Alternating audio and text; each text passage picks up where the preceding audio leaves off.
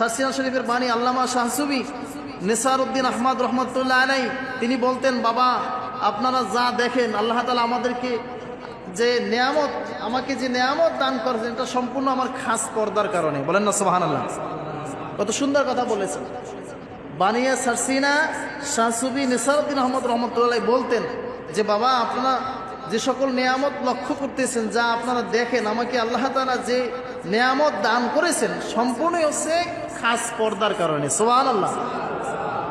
وقال تعالى في شان حبيبه آمرا ومخبرا إن الله وملائكته يصلون على النبي يا أيها الذين آمنوا صلوا عليه وسلموا تسليما صلى الله على محمد صلى الله عليه وسلم صلى الله على محمد صلى الله عليه আর জোরে জোরে মোহাব্বতে দরুদ শরীফ পড়ি সাল্লাল্লাহু আলাইহি সাল্লাল্লাহু আলাইহি সাল্লাল্লাহু আলা মুহাম্মদ সাল্লাল্লাহু سعت الشجر نطق الحجر شق القمر بإشارته صلى الله عليه صلى الله عليه صلى الله على محمد صلى الله فمحمدنا وسيدنا فالعز لنا لإذابته صلى الله على محمد صلى الله صلى الله على محمد صلى الله بلغ العلا بكماله كشف الدجى بجماله حسنت جميع خصاله صلوا عليه إن انتيارح الصباب يوما إلى أرض الحرم بلغ سلامي روضة فيها النبي المحترم بلغ العلا بكماله كشف الدجى بجماله حسنت جميع خصاله صلوا عليه هو الحبيب الذي ترجى شفاعته لكل هول من الأهوال المقتهم بلغ العلا بكماله كشف الدجى بجماله حسنت جميع خصاله صلوا عليه وآله اللهم صل وسلم وبارك عليه الحمد لله মহান আল্লাহ সুবহানাহু ওয়া তাআলার দরবারে অসংখ্য অগণিত শুকরিয়া জ্ঞাপন করছি যে মহান রব্বুল আলামিন গত জুমা থেকে এই জুমা পর্যন্ত দীর্ঘ এক সপ্তাহ নেক হায়াত দারাজ করে আল্লাহর পবিত্র ঘর মসজিদ কাবা শরীফের টুকরায় জান্নাতি মহলের মধ্যে জুমার সালাত আদায়ের উদ্দেশ্যে আসার ও বসার মতো সুযোগ করে দিয়েছেন। এই জন্য এই মহামনিবের দরবারে আমরা সকলেই শুকরগুজার করেই জবান খুলে বলি আলহামদুলিল্লাহ।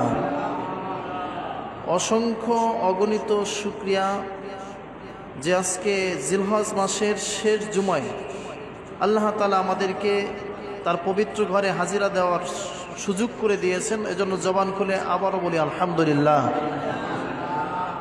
লাখো কোটি দরুদ ও সালাম নবী পাকের উপরে, যে নবী করিম সাল্লাল্লাহু আলাইহি ওয়াসাল্লামকে পয়দা না করলে মহান আল্লাহ সুবহানাহু ওয়া তাআলা তাম জগৎ সৃষ্টি করতেন না। তিনি হলেন হাবিবে কিবরিয়া, শাহানশাহ রিসালা, আফতাবে নবুয়াত, তাম নবীদের নবী, আপনার আমার নবী, আখিরি জামানার পয়গাম্বার, নূরে মুজাসসাম, নূরুল আলা নূর, নূরে মদিনা, হায়াতুন নবী, জিন্দা নবী জনাবে মুহাম্মদ রাসূলুল্লাহ। সকলেই জবান খুলে পড়ি সাল্লাল্লাহু আলাইহি ওয়াসাল্লাম। মুআজ্জাজ হাজিরিন, আপনাদের খেদমতে আজকে আমি পর্দা এবং স্বামী স্ত্রীর মহব্বত সম্পর্কে কিছু কথা বলতে চাই। আল্লাহ তাআলা যেন আমাকে বলা এবং আমাদের সকলকে আমলের নিয়তে শোনার তৌফিক দান করেন, সকলেই বলে আমিন। বর্তমান সময়ে সবচেয়ে দুটি বিষয় আমাদের থেকে উঠে যাচ্ছে, একটি হচ্ছে হালাল খানা আর একটা হচ্ছে পর্দা। সব থেকে দুইটা জিনিসের অভাব বর্তমান সময়ে। আমাদের ঘরের ভিতরে পর্দা আছে দরজায় আর জানালায়, কিন্তু আমরা আসলে সেইভাবে পর্দা মেনটেন করে চলতেছি না। অথচ পর্দা হচ্ছে আল্লাহ পাকের এমন একটি বিধান যেটি আল্লাহ তাআলার আবশ্যকীয় ফরজ, যেটাকে দায়মি ফরজ বলা হয়, আবশ্যকীয়। নামাজের ক্ষেত্রে আপনি দেখেন, আজকে জুমার সালাত আদায়ের উদ্দেশ্যে আপনি এসেছেন, এখন ওয়াক্ত হয়েছে তাই জুমার জন্য এসেছেন, এখানেই ফরজ আদায় হয়ে গেল, এরপরে আর ফরজ নাই আসরের পূর্ব পর্যন্ত। যতক্ষণে আসরের ওয়াক্ত না হবে ততক্ষণে আর ফরজ হুকুম নাই নামাজের ক্ষেত্রে। আবার আসর নামাজ আদায় করার পরে মাগরিবের আগ পর্যন্ত আপনাকে অপেক্ষা করতে হবে যে কখন মাগরিবের ওয়াক্ত হবে, এরপর আপনাকে ফরজ নামাজ আদায় করতে হবে।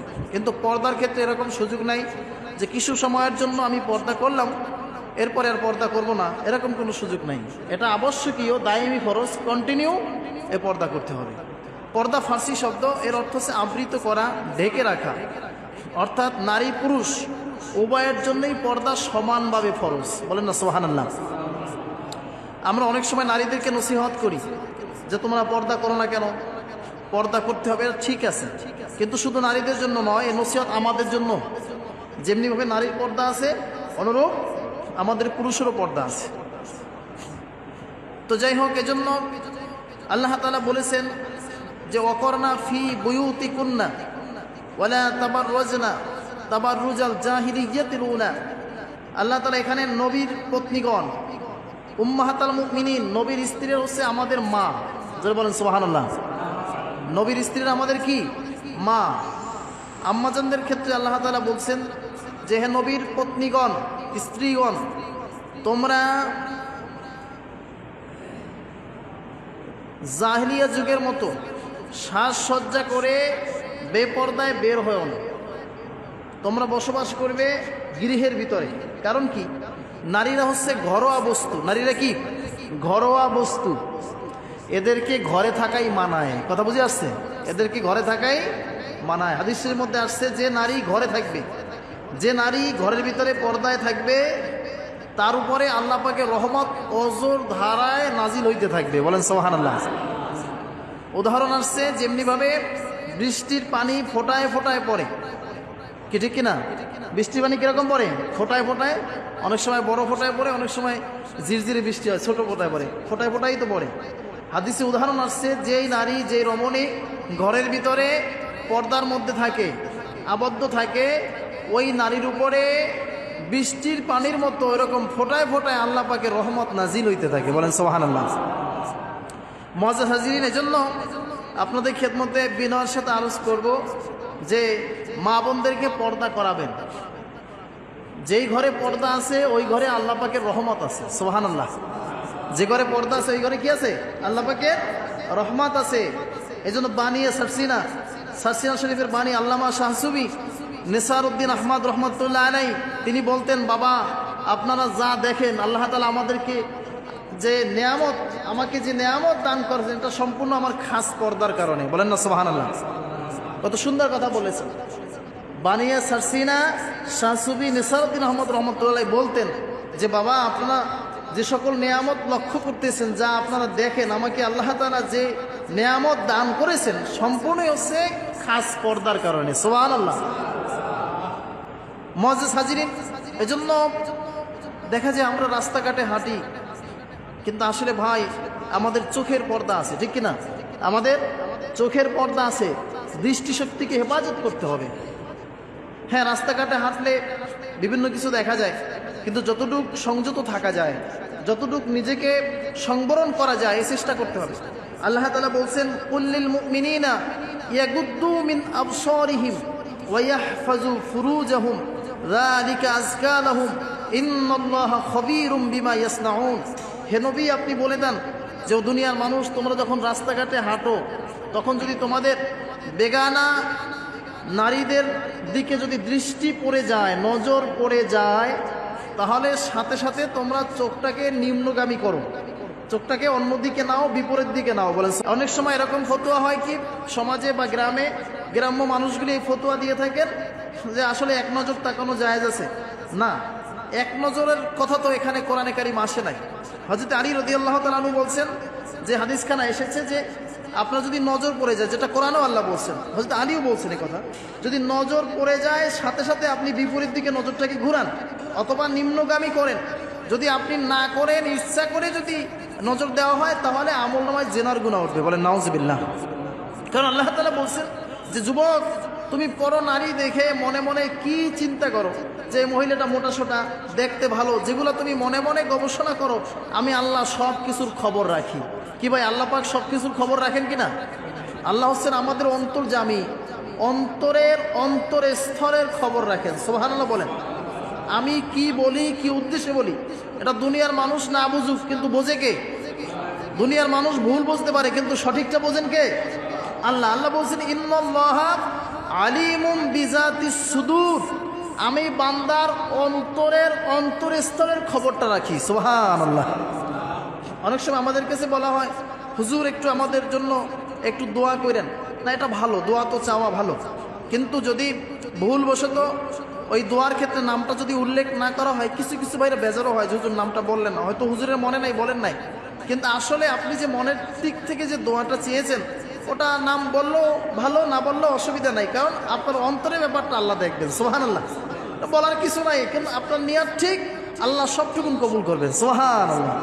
এই জন্য আমি বলি যে আল্লাহ তাআলা আমাদের অন্তর্যামী, ঠিক কিনা? আমাদের হৃদয়ের অন্তরের খবর জানেন কে? আমি কোন উদ্দেশ্যে, কি জন্য বা কোন নিয়তে কোন কথাটা বলি, সবটা কোট করেন কে? রেকর্ড করেন কে? আল্লাহ। দুনিয়ার ক্যামেরায় যদি রেকর্ড হয়, সেটা মুছে যেতে পারে, ডিলেট হয়ে যেতে পারে, কিন্তু অহরহ 24 ঘন্টা আল্লাহর কুদরতি ক্যামেরায় যে আমাদের সব কিছু রেকর্ড হচ্ছে, এটা কোনোদিন মুছে যাবে? যারা বলেন না, কোনোদিন মুছে যাবে না। এই জন্য প্রিয় ভাইয়ের আমার, আল্লাহ তাআলা বলছেন, যুবক রে, পর নারী দেখে মনে মনে কি চিন্তা করো, দুনিয়ার মানুষ জানে না, কিন্তু আমি আল্লাহ ভালো জানি, আমার কাছে খবর আছে। বলেন না সুবহানাল্লাহ। আরেকটি সমস্যা আমাদের আছে, আল্লাহর বিধান হচ্ছে আমরা যদি কোনো ভাই অপর ভাইয়ের বাড়িতে বাসায় যেতে চাই, সেখানেও আল্লাহর বিধান আছে কি নাই? কে ভাই, আছে কি নাই? সরাসরি গিয়েই তো এক ভাইয়ের ঘরের ভিতরে ঢোকা যায় না, কারণ সেখানে মা বোনেরা আছে, পর্দার একটা ব্যাপার আছে।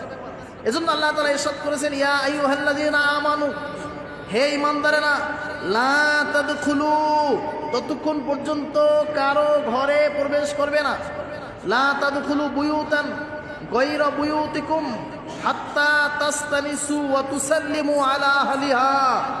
কারো ঘরে যদি প্রবেশ করতে চাও, তাহলে ঘরের সামনে গিয়ে সালাম দাও। সুবহানাল্লাহ। সালামের জবাব আসেনি, একবার, দুইবার, তিনবার সালাম দাও। তিনবারেও যদি জবাব না আসে, তাহলে তুমি ফিরে আসো, তুমি তোমার মতো ফিরে আসো। আর যদি সালামের জবাব দিই অতুসাল্লিমু আলা আহলিহা, বাড়ির আহাল, ওই বাড়ির সদস্য, ওই বাড়ির লোকজন যদি তোমার সালামের জবাব দিয়া যতটুক তোমাকে আসার জন্য সন্তোষ প্রকাশ করবেন তুমি ততটুক ঢুকতে পারবে। যদি বলে যে এই রুমে ঢোকার জন্য ওই রুমেই যেতে পারবে, অন্য কোনো রুমে যাওয়া যাবে না, কারণ বাড়িওয়ালা যতটুক সে সন্তোষ প্রকাশ করবে। ঠিক কিনা বলেন? এজন্য সাবধান হতে হবে ভাই। কারণ একটা বিষয় খেয়াল রাখতে হবে যে আমরা তো মুসাফির, ঠিক কিনা? আমরা কি মুসাফির, এই দুনিয়ায় চিরস্থায়ী নই। আমাদেরকে ওই কবরের জগতে, আমাদেরকে আলমে বরজাকের জগতে চলে যেতে হবে। এটা আমাদের জন্য অস্থায়ী, আর আখেরাতের জীবনটা হচ্ছে চিরস্থায়ী। বলেন সুবহানাল্লাহ।